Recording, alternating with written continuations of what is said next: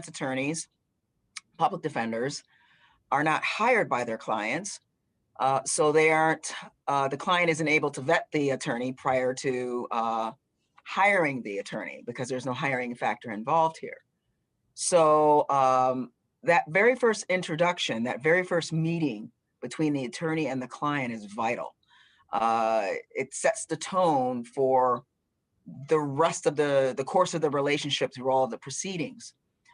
So if you have a good relationship with your client early on, from the beginning, if you start off that relationship, delivering bad news later on down the road, although hard for anyone, it's hard for anybody to take bad news. I mean, that's what it is. But if you have that good relationship at the beginning, you can present that relationship to your client knowing that they will trust you, better accept it, because they know, because there is that trust and that good relationship there. I think also the manner in which you present information, be it good or bad, is vital. The way you present it, the way you present yourself when you present it to the client. We oftentimes, most of our clients, I wouldn't say most, but at least a third to half of our clients are in custody. Before COVID, we had pretty good access to our clients through jail visitation. We can actually physically see them and talk to them about their cases. COVID has changed all that, makes it a lot harder for us to interact with our clients in an intimate setting. But the best that we can do, if we have to deliver bad news, it's still better to try to do it where you're actually interacting with the client rather than doing it through Zoom or the jail video visit setup, which is what, at least here in Kent County, we have. I would certainly not want to have somebody deliver bad news to me over the telephone. I think that breaking up with somebody via tweet or text is poor judgment and just purely bad behavior. So delivering bad news to a client through a TV or a computer monitor is, in my opinion, just as bad. So where do you decide to bring that bad news to the person, being in their presence helps. And that is my phone, and I need to shut it off. Well, we'll go to Dr. Patterson for a second. Dr. Patterson, how do we establish a good relationship from the start?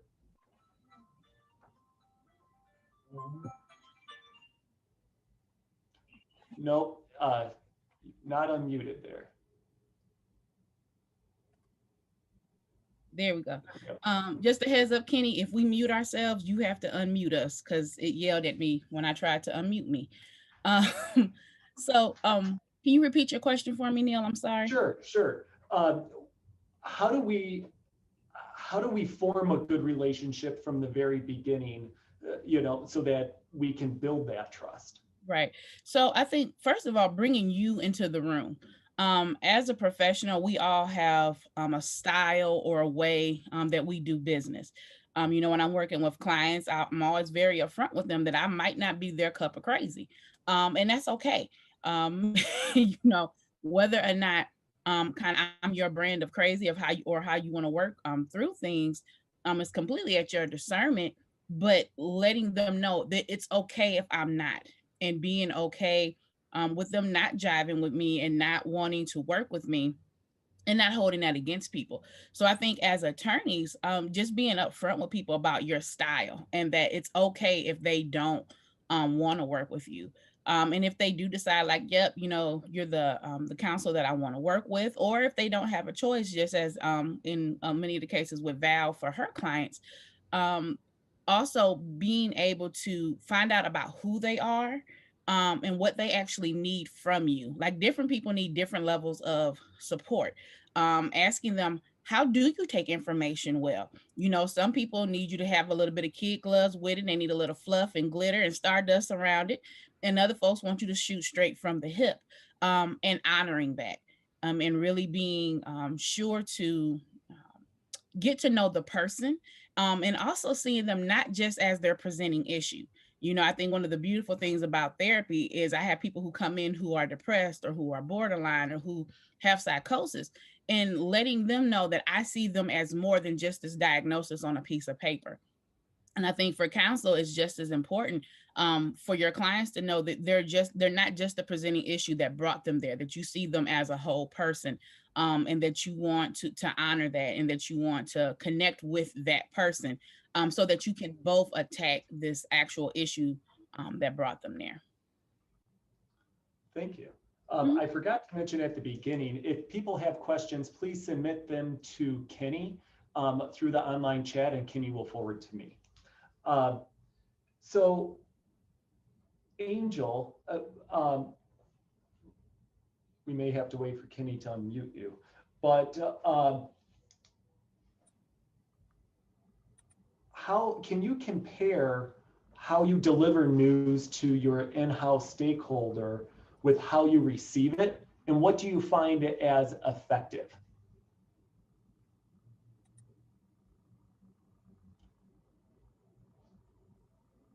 All right.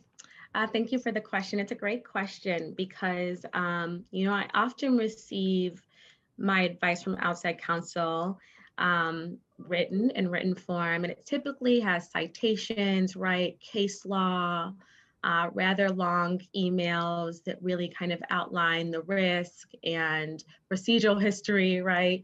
And all the things that are important, I think, to lawyers. That are not so important to HR, right? And so really what I find myself doing, one, is often calling outside counsel and kind of challenging some of the assumptions, asking the questions I know that I'm going to receive from a business perspective, and really kind of nailing down what truly are our options here and what are ways that we can mitigate risk. And then I take that information, and if that information needs to be written and I have to send it in an email, then I make sure that I only put what's absolutely critical in that email, in the simplest terms possible, in a format that is as digestible as possible, right? And so that means that there's no case law. That means that a lot of times there's, you know, here's the options 1, 2, 3 with some bullet points. And really, I just put the most critical information that we need to enable the business to make a decision. And I think that a lot of times, you know, what I receive from outside counsel is more exhaustive versus essential. And I really do my best as in-house counsel to make sure that I'm only sharing that information that we need to make a good decision that's aligned with our values, that's going to help advance our business strategy, and that's going to be in compliance with law. Okay, so to follow up on that, do you communicate the business strategy and what your internal needs are to your outside counsel? Yeah, typically, I try to give them context, right? When we're asking questions, and when I'm going to outside counsel initially, but a lot of times I have to go back and clarify or explain, okay, well, there's this timing implications that we need to be aware of, or here's our bottom line. So there's always more information, right? We give them a high level overview of what we're trying to accomplish, what we're working towards, but sometimes you have to go back and supplement. Okay, so the idea of a good relationship is critical. Val, what do you do when your client doesn't want to have a good relationship with you, or you simply don't have a good relationship? Are you even able to fire your client? No, we're not hired, so we're not fired. And the client, we don't fire a client. Again, a lot of how the course of the relationship between the criminal, and I'm speaking only with regards to indigent criminal defense, the relationship between the client and the attorney, the course of it begins at the beginning. And I can't stress enough how vitally important it is to begin that relationship and that first meeting with your client, because that, again, that sets the tone. Now, granted, with the work we do, we occasionally have a client who has issues. We have a lot, I would say at least a third of my clients have mental health issues. And that can make the attorney-client relationship challenging in many regards. With the client who, and of course, you also have clients who are just scared, depending on the nature of the charge to which they're facing. I've had, to be honest with you, in my many years of practice, I've had murder clients that I've gotten along famously with. And I've had clients charged with simple possession of cocaine that asked to have me removed as their attorney. It's not the client's fault. It's really not anybody's fault, to be honest with you. It's just for some clients, again, you're dealing with people who are charged with offenses that leave them frightened, confused, angry, either at themselves or at the world or everybody else. Some clients refuse to take responsibility for their choices. So I believe the question you initially asked was, what do you do when you have a bad relationship with your client? The last resort that any criminal defense or any attorney is going to take is a motion to withdraw as the attorney. But in my opinion, that should be a last resort. You're doing that because there is such a deterioration of the relationship that there's just no mending. And I do believe that most relationships between attorneys and clients, if they start out right, can be mended. And even if they start out right, but during the course, if the client starts getting bad information from the jail, we like to call them jailhouse lawyers, or start comparing their situation to somebody else's who's maybe quite similar or quite different, who's in the cell next to them. That's always a challenge. The best approach to dealing with those situations is just to continue the communication, try to work through it. Never put your client on the spot. Don't never make it about their misgivings or that they've done something wrong. Attorneys often take the course of, well, I better CYA and let the judge know that this client, if the client's writing a half a dozen letters to the judge saying that you're a crappy attorney, don't follow up with a letter to the judge saying, no, my client's a crappy client. That doesn't help anybody. The best way to mend fences is to continue the communication. Oftentimes, especially with our clients in custody, all they want to know is that you're listening to them. It doesn't hurt you to go to the jail or get on the video visit and just touch base with them and just let them know, hey, I haven't forgotten you, especially now. And again, in the age of COVID, everything's been put off. I didn't try a single case last year because of COVID. None of us did. I think they stopped trying cases in late February, early March.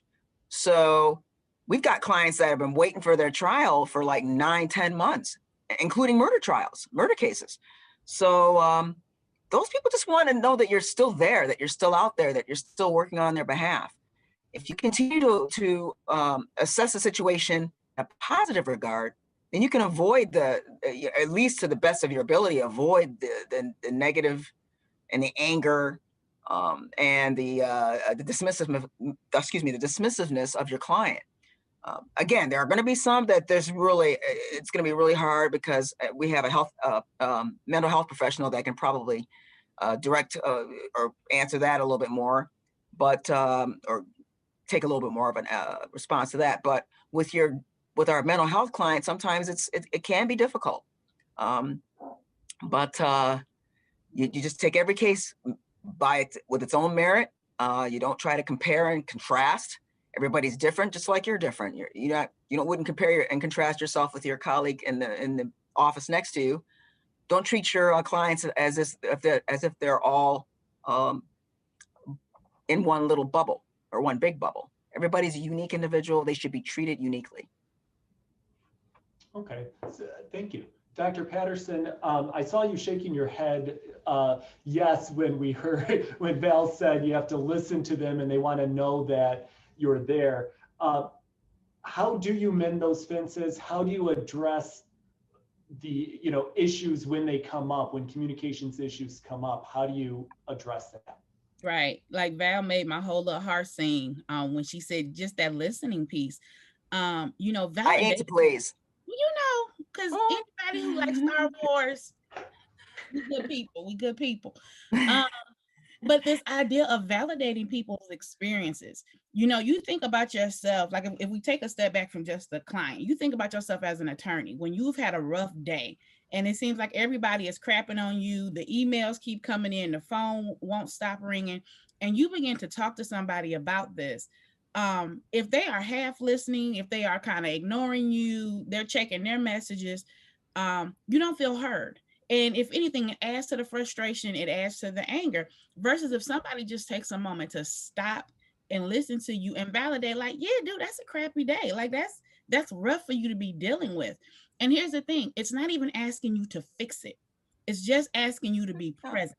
Because just like she said, Val said, if I'm sitting in a cell 9-10 months, just waiting for my trial, like my anxiety is high. It's like, dude, have y'all forgot about me? Is this ever going to happen?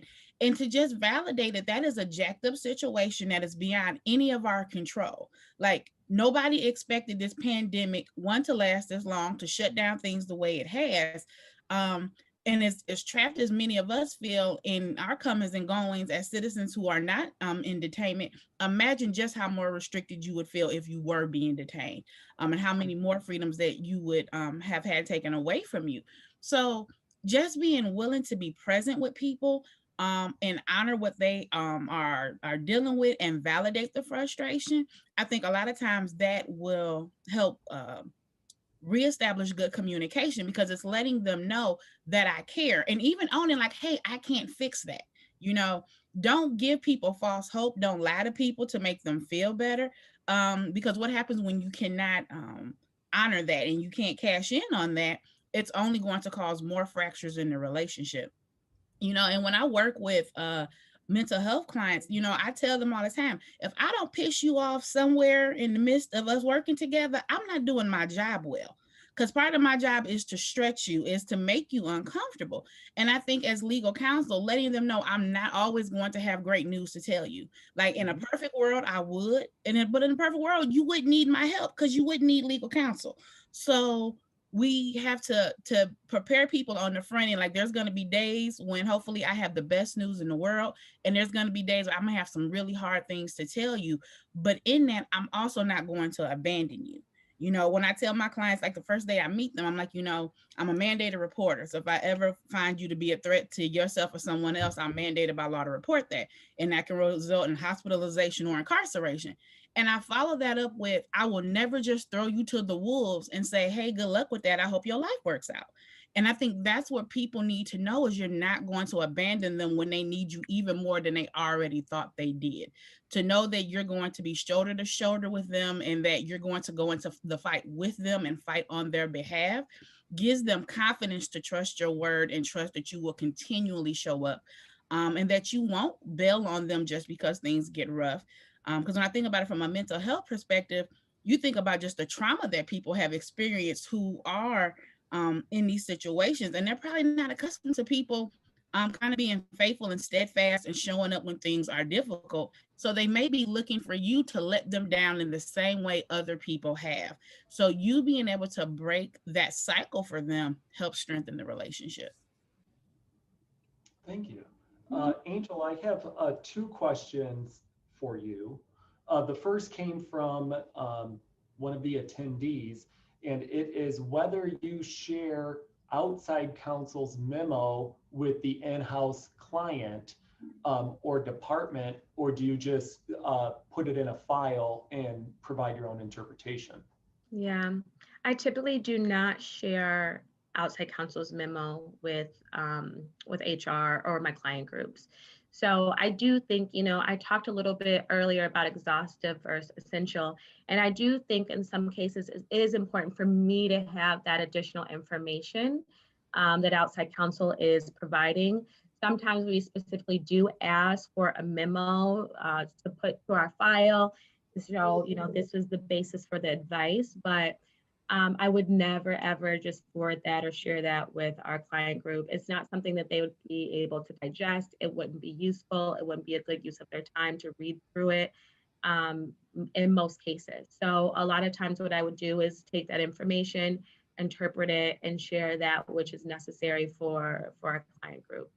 And just because, I don't know what value I would be adding as in-house counsel if I just forwarded what we got from outside counsel without putting on the lens of, okay, what do we really need to know from a business perspective, and how can I make sure that the time that they're taking to digest this is value add to them.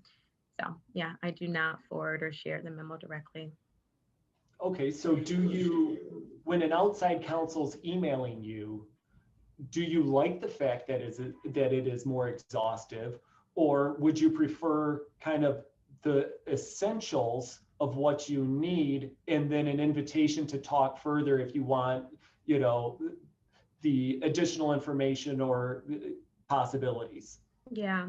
So I will say the local attorneys that we work with here have really, we have an established practice, an established way of doing things that really works well. It's when we kind of go outside to local councils outside of Michigan that we have these issues. But for me, honestly, what's really important, unless I ask for a memo, right, which is rare, I want the essential. But I do think it helps sometimes. So the way that would be the best way for me to receive advice from outside counsel would be to have very high level advice at the beginning, and then to say, if you want additional information, a memo is attached, or below is additional information. In short, you can or cannot do this for these 3 reasons, bullet point, because that's what I'm ultimately going to give the business group, right? And what I find myself doing a lot of times is going through all of the data, pulling out what's the most essential, putting it in a format that says, in short, we can move forward. Here are the 3 things we have to consider, 1, 2, 3, right? So I think I want it just right where I would like a high level that I can easily kind of share. And then if there's additional information that I need, but on the other hand too, I think it's just really good to ask, because one thing that you don't want your outside counsel to do is spend a lot of time having an associate research and prepare a really large memo for something that is really not necessary for, right? So typically if I want something more formal, I'll say hey, could you put together a memo, and something short and sweet is best. Thank you. Now, have you ever had outside counsel only paint a rosy picture? And if so, what do you do? I don't ever have that situation. I really have that situation. Typically, like I said, with our local firms here, we have that really understand our business. It's usually real good practical advice. But typically, there's just a lot of conservative advice, really conservative advice.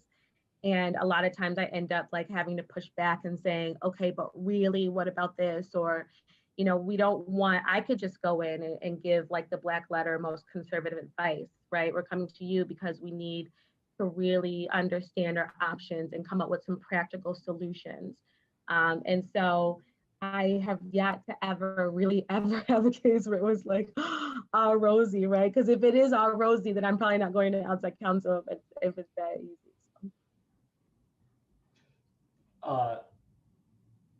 So this is related, and I'll ask this one before I go back to Val.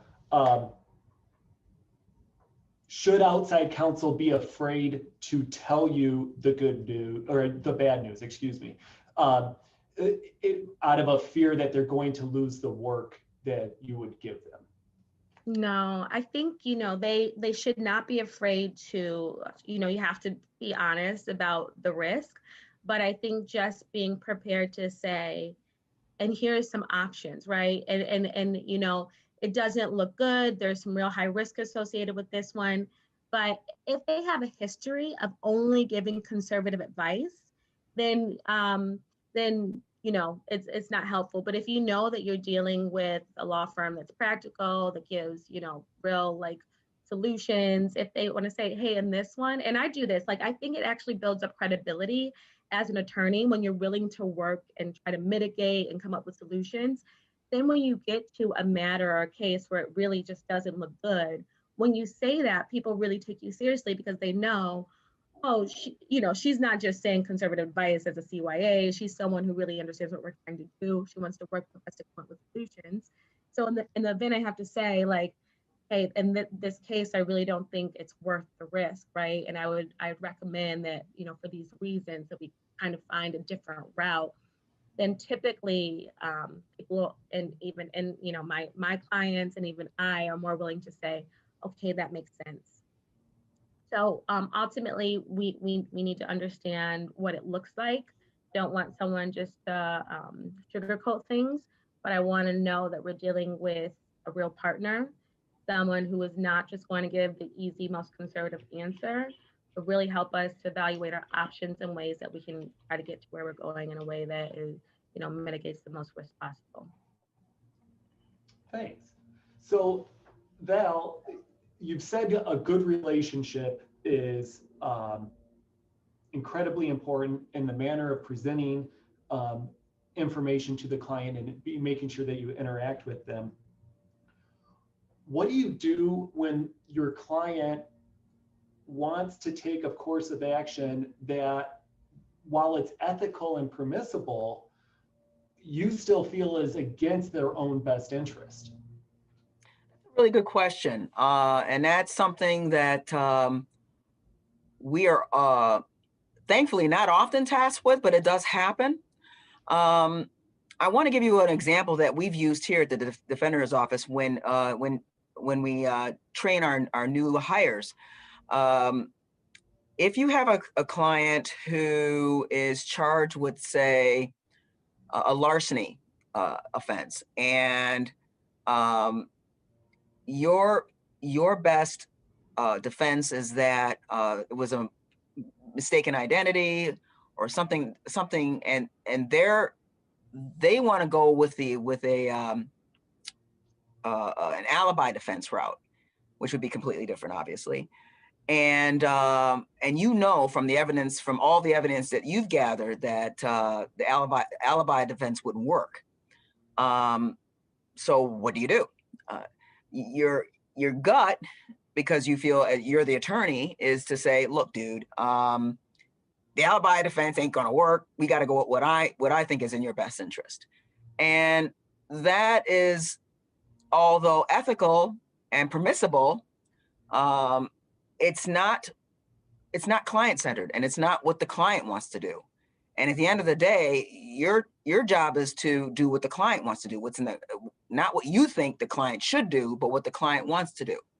So what do you do when you're in a situation where the client wants to take a course of action that is not in their best interest, and you know it?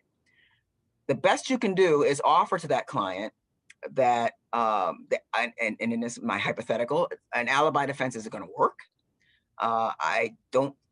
Show me, let's talk about this. Let's go through everything. Let's go point by point. Can you please present to me where you feel that it would be beneficial to you to employ the alibi defense, and give me the names of the individuals who are going to be your alibi. And we will look into that. And this has actually happened to me in the past, not too often, thankfully, but and oftentimes when the defense is not the greatest defense, or a defense that's going to end up costing this person their liberty because they're going to end up being convicted, just go through the motions with the client. Try to convey to the client that the original defense that we had discussed, that in my professional judgment I feel is the best defense for the client, should be the defense we should utilize in trial. If the client is insistent for whatever reason, even if they're insistent because they're just delusional and they just think like they can prevail on this, it is still your task to do what that client wishes to do, because at the end of the day, they chart their own course and they know what's in their own personal best interest. Even if you feel like you don't feel it's in their personal best interest, we're not hired to be their social workers. That's not our job. Our job is to be their lawyer. Our job is to advise and to counsel, to be an advocate, to zealously advocate for them in any which way, form we have to, either if they end up tendering a plea or if they decide to go to trial. And again, going back to the advice part, the best I can say to you in answering this question is to try to advise and re-advise and just help the client understand that their course of action is not going to allow for them to prevail in trial. But never phrase it or even think of it as, I'm going to do what's in the client's best interest because this is what I think is in the client's best interest. Whether you do or don't, that's not your job. That is not your role. We are not social workers. We are not counselors. We are lawyers. We're there to advise and counsel and represent. So Dr. Patterson, thanks, Val. Yep. What can we do when we don't feel our message is getting through? So Val said, you know, listen to them, hear out, like play out, go through the motions, and okay, how is this defense going to work? Or, you know, get those extra facts so that you can try and show them that it might not be the best course of action. I can say as a lawyer, I like to win. And so and I'm competitive. And so what can we do to try and get the message through to our clients so that they take a course of action that in our judgment is not self-harming? Right. So I think one of the first things that comes to mind is asking why they want to do this. Like, why do you want to change? Like, what's driving you to want to change the direction that we've been going? Because I imagine as an attorney, you've kind of laid out this plan of like, hey, this is what you're facing. This is what I can do. This is what I can't do. So you kind of have this agreed upon trajectory of what you're aiming for. And so now here you are midstream, like, nope, I want to do it a different way. So I think finding out what changed, because at our last meeting, you know, we had our plan, we were prepping, something happened. Like, you didn't just wake up this morning and decide, I'm a lawyer and I'm gonna just change what I'm doing. And I have never had a law degree, but I think I know better than my lawyer. And I think a lot of times that could come from a person's sense of anxiety, a place of depression, a place of hopelessness, and wanting to feel more in control. It's human nature to want to be in control. And you think about, here you are, this person possibly being sued, a person who is being held or detained, and your life feels like it's in the hands of other people. Of, here are these people who are going to be writing these briefs and having these conversations and doing all of these things, and you feel like you're this spectator in this almost this game of life of you don't really get a vote. And people will grasp at straws. And if that means we're going to change the plan so I feel like I'm in control, people sometimes will harm themselves in just grasping at a sense of control. So I think empowering people to know that their voice still matters, and that you're still listening to them, even if you disagree with them. And speaking about, you know, are you feeling that I'm leading you wrong? Like, question them of like, do you think this plan is bad? Do you think that I haven't been upfront with you? And just asking them those probing questions, because I think you would get to closer to the root of what is actually causing this change in behavior, especially if we already have this established plan. I know, like in mental health care, we do a treatment plan of like, hey, this is how I'm going to see you through the end. And people get on WebMD and decide that they're going to diagnose themselves with stuff, and then they Google some kind of new fancy treatment that's been done on lab rats and not humans, and believe this is the thing that's going to heal me. And I'm like, I'm glad you are invested in your change, and I'm glad you invested in your growth. But as your doctor, I can't with good faith tell you that that's gonna work. I can't stop you from trying that, but I can in good faith tell you I think that's gonna work, or that it's gonna be healthy. So I think as an attorney, you have a right to say that, to be honest about, like, in my professional experience, when I have done A, B, and C, we have good results. When I've seen people go the route you're proposing, not as great results. Like, this isn't really a time to become a gambler with your life, with your freedom, with your livelihood. But I think also just honoring that people are feeling out of control and are grasping at control and looking for you to kind of be this anchor in the midst of the storm in their life. And reminding them, like, yep, you hired me, or where I'm assigned to you, so yeah, you do have some control, but I'm also needing you to yield some of that control and trust me, and trust that I'm invested in your best outcome. Hey, may I piggyback off of what Dr. Patterson just said too? I in total Sure. agreement. This again goes back to the initial interaction between attorney client. If you establish a trust and a cohesiveness and in the way you the ideas and the way you represent your client and share your ideas about the course of their case, what you think is in their best interest, but also hearing them and hearing what they want, because oftentimes, again, they just want to be heard. And just like Dr. Patterson said, although thankfully your example is a rare example of somebody changing course, this probably wouldn't, it's rare to me at least. This doesn't happen because for me, for the most part, because it's in that initial meeting, I try to make that establishment in that relationship so that client knows, hey, I am on your side. I will do, I'm here to tell you what my legal expertise dictates, but let me hear what you have to say, because it's at the end of the day, it's their life, it's their liberty that's on the line, not mine. I get to go home at the end of the day. So you want to listen to that person. And if you start off with that, then you can avoid a lot of the charade that could come from listening to the jailhouse lawyer in the cell next to them, or listening to what their baby mama's uncle has to say about the case, or something like that. You can avoid all that. So again, the first communication is vital to a lot of things, and treating your client as an equal is also vital. Don't look at your client as a patient or a charge or one of your children. You're not their mother or their father.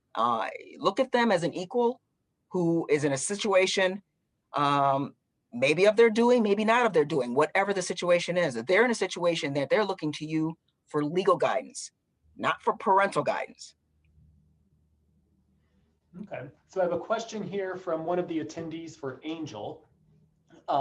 It is, what does it mean for you as counsel for a firm to know your business, quote unquote? Are there key things you hope that they come into a problem already knowing about? I think that's a really great question. I think, from an Amway perspective, we definitely have, you would want someone who is familiar with just our company and what we do. But I think from an employment law perspective, what I was saying with some of the local law firms that we work with is that they know where we're going, right? So like, because we have this established relationship, they know what we've done in the past.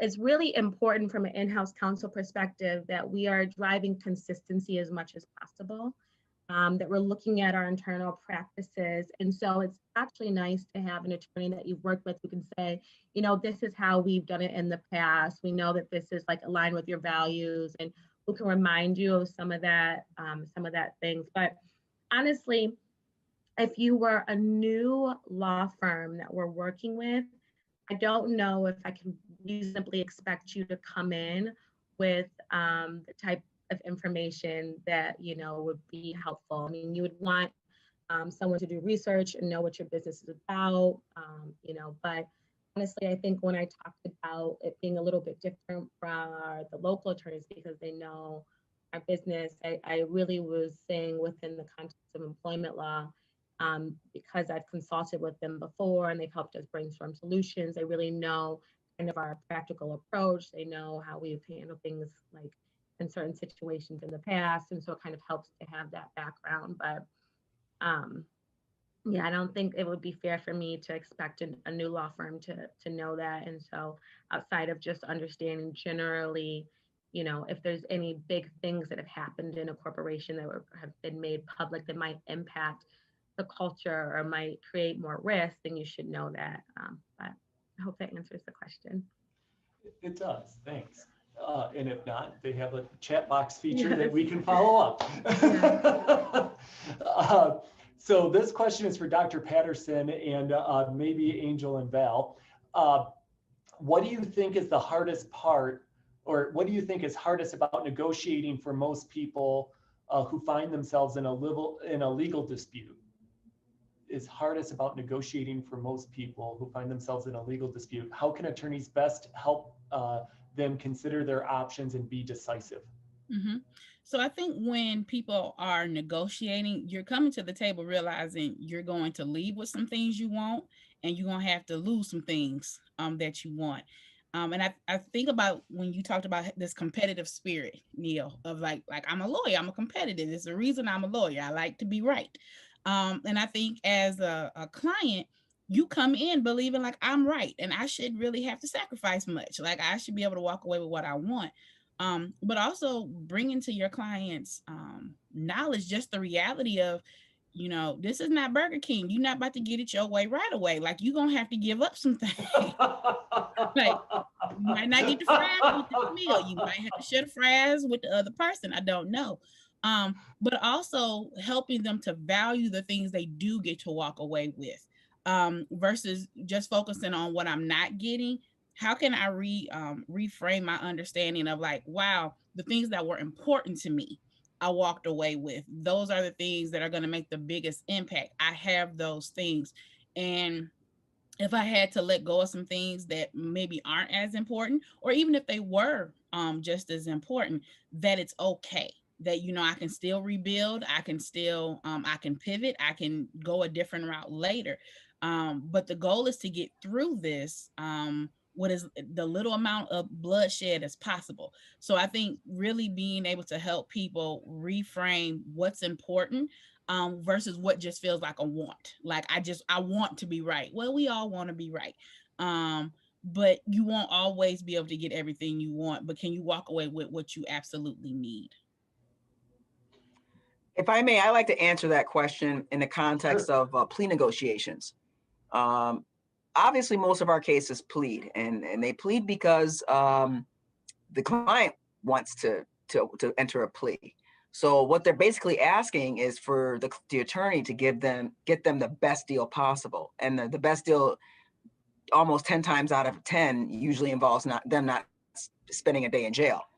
So with that in mind, when I first receive a case and I have an opportunity to review a police report, depending on the nature of the offense and the person's criminal background, I always go into what I call my magic mojo, which is to approach the prosecutor and see if I can negotiate their case even before, negotiate a better offer sometimes even before I get an offer. But again, in the age of COVID, what the prosecutor's office does here in Kent County is they often always send a form via email letting us know what their proposed plea agreement or plea offer is. And this is done before, this is sent to us before the first court appearance, before the probable cause conference. If I have, and I'm going to use a kind of a hypothetical, if I have a client who's charged with possession of MDMA or possession of meth, and I'm looking at their record, and their record is not very bad. They may have one prior felony from 15 years ago, and the prosecutor's office offer is to plead as charged. then I would go to the prosecutor prior to the probable cause conference. And this is not even involving my client. It's just an conversation I'm having with the prosecutor. And I'll say to the prosecutor, is there any chance you would consider to offer a use, which would be a misdemeanor, given the fact that this client's only felony is from 15 years ago? Or there are other options. There's drug court, depending on the jurisdiction of the misdemeanor case. There are other options. So I'm using this as just a broad range hypothetical, but there's always negotiating tools that one can use even before that first court date, especially in the criminal world. And what we'll often do with the client is to let them know, hey, I'm gonna try this. I can't make any guarantees. My famous quote to almost any client that asks me, can you guarantee this, is I can guarantee that we're all going to die one day. That's the one thing I can guarantee. But short of that, I can say I can present it and I can pitch it and see if I can get the prosecutor to buy it. So our task is to minimize the outcome of the client's circumstances in terms of freedom, in terms of monetary damages. And that's what we're there to do. With a client who wants to plead, who wants to just be done, they've recognized that they've acknowledged their choices, and they just want to get the best deal possible. So it's a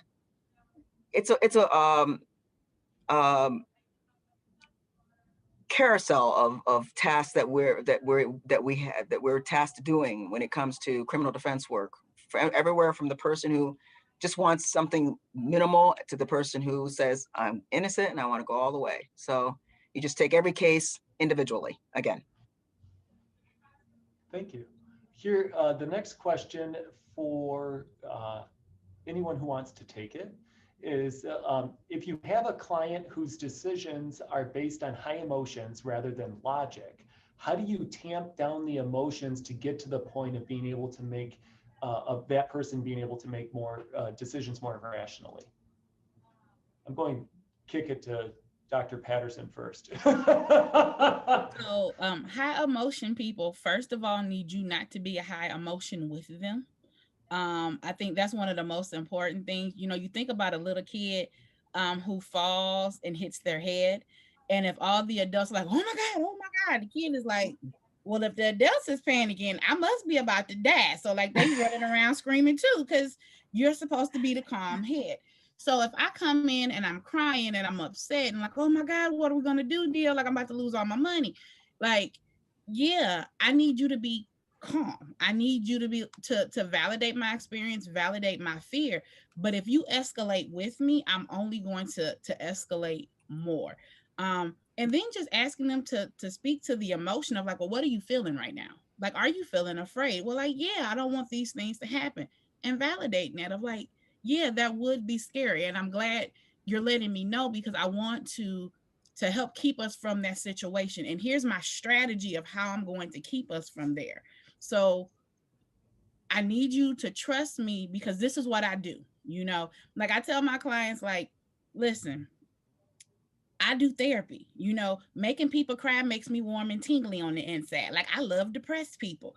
I need you to trust me to operate in what I do. And I don't need you to necessarily understand everything I do, but I need you to trust my skill set and I need you to trust my heart towards you.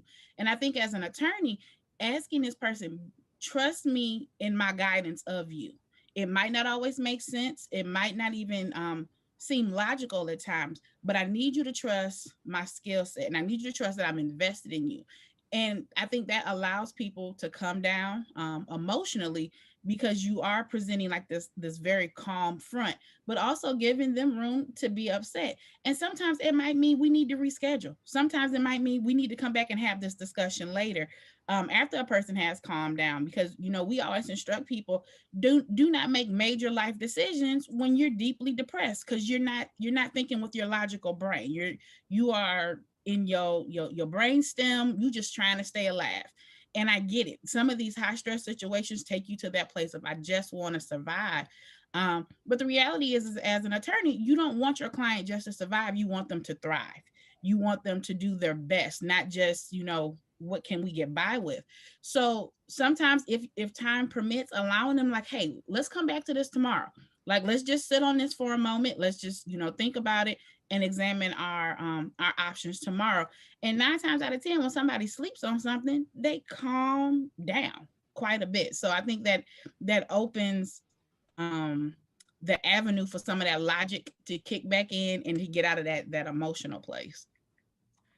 And if I could follow up with that, if you're going to tell a client to trust you, then you have to be honest with the client. Don't have a client trust you if you're not going to be honest with them.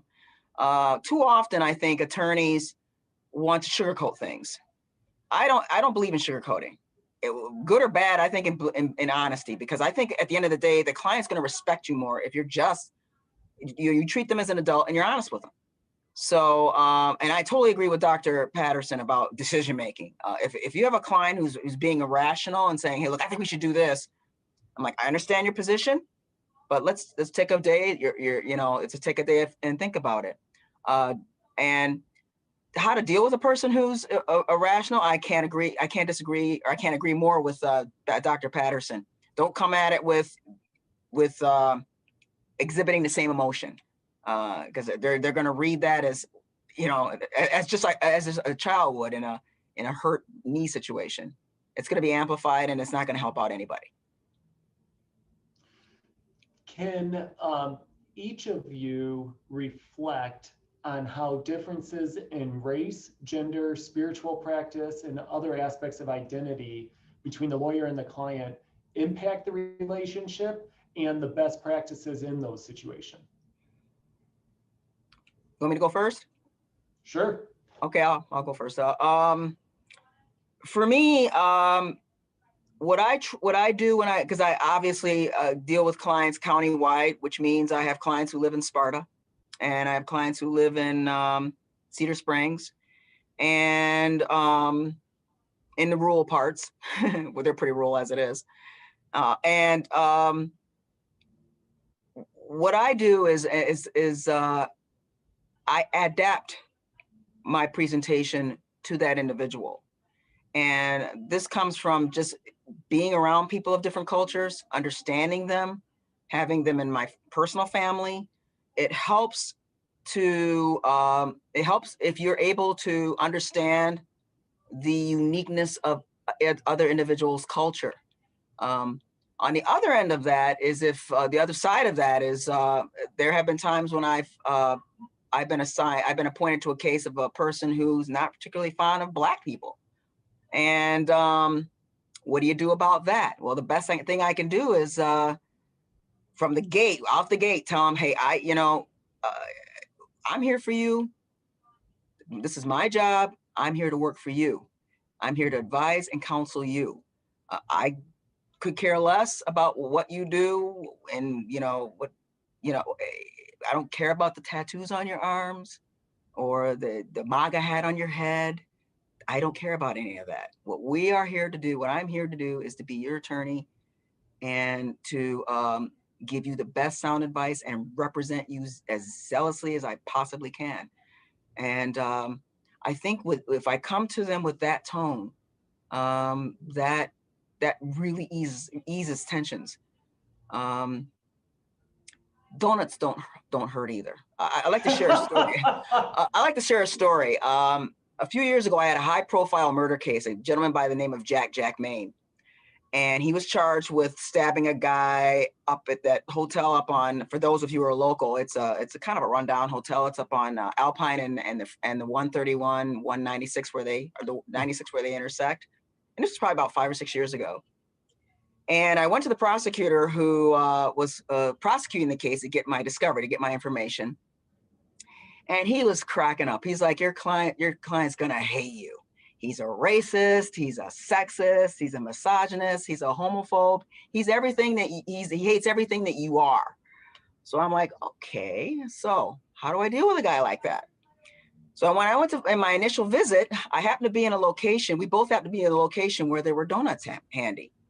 And I won't tell you where that location is because I don't want people thinking, oh, I'm just going to start bringing donuts to this location. But we were at a location where donuts were handy. So I walked in, I introduced myself. I said, are you hungry? He's like, little. I says, can I get you a donut? Yeah. From then on, he and I were famously best friends. And he took, it was a good relationship. So I wouldn't suggest donuts in every situation, but for that one, it worked. I love it. Donuts are the language of love. Yeah.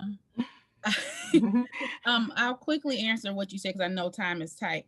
I think one, being upfront with your own cultural, where you come in with your own cultural identity. I always make the jokes like, in case you haven't noticed, I'm Black. And that's not going to change. So like, if you have an issue with me being Black, we should probably address that from the door. And talking about the fact, like, I have a different cultural background than a lot of my clients, and that there's going to be some things that I miss. And I want them to feel empowered to bring those things up. But it also means I have to charge myself to educate myself about my client's culture. I cannot put them in the position to be my educator and my teacher about everything about their culture. So I need to do some homework on my own time, but also be willing to have the dialogue to say, like, I understand this about it, but could you help me get a little bit more clarity? And people respond well to that, to feel like you have taken the time to know me. So that would be my response. Before I go to Angel, Dr. Patterson, do you have suggestions or resources for people? Like, is there a place where we can go and learn about different cultures, or is there, how do we do that? I think, first of all, just starting with your own bias work, there's a lot of information that you can look at on looking at implicit biases. Because I think if you don't understand your own biases and your own culture, it's very difficult to honor other people's culture because you don't see it as something to be valued. And I think a lot of times in white America, you all are not raised to talk about yourself as a cultural being. It's like, oh, well, I'm just white. Well, it's not just white, because every white is not the same. So to begin your own work with your own family of understanding who you are as a cultural person. Thank you. Angel. No pressure, you're the closing here. I know, I'm the closing, and I don't think I have anything brilliant to say, but I spend a lot of time working with white people locally, right? So most of the people I work with are white, and I think for me, what has really been like the best thing, and it's going to sound so corny, is honestly just being myself, because I think that there could be a desire, and I have had this desire at some points to kind of like try to conform, or, maybe I'm thinking, oh, they're going to see this, relatively young Black person saying I'm an attorney, and am I going to lose credibility? So maybe I should come in and be more serious, or more, wear a suit and have my hair in a bun. And you know what? That doesn't resonate, and it doesn't build relationships of trust.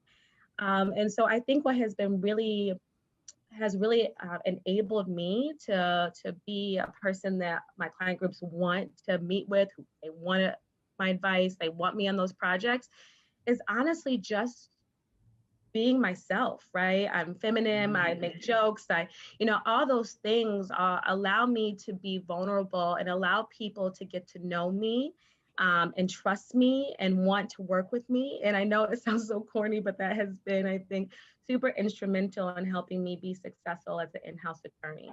Of course, in those instances when I work internationally, right? So I'm starting to support more global employment law matters in China and Malaysia. I really do try to understand the local culture and customs and be respectful, while also, again, maintaining that authenticity. So I'm able to build those relationships, and it's a little bit more of a balance there. But in general, that's how I've navigated my career. Thank you all. We're a little over time. I apologize for that, but Angel, Val, Dr. Patterson, I'm so grateful for your advice and for your time here today, as are many people. For those still attending, if you want to watch it again or forward it to anyone, a link will be going out with this because the presentation has been recorded. I don't know if I'm missing anything, Kenny, but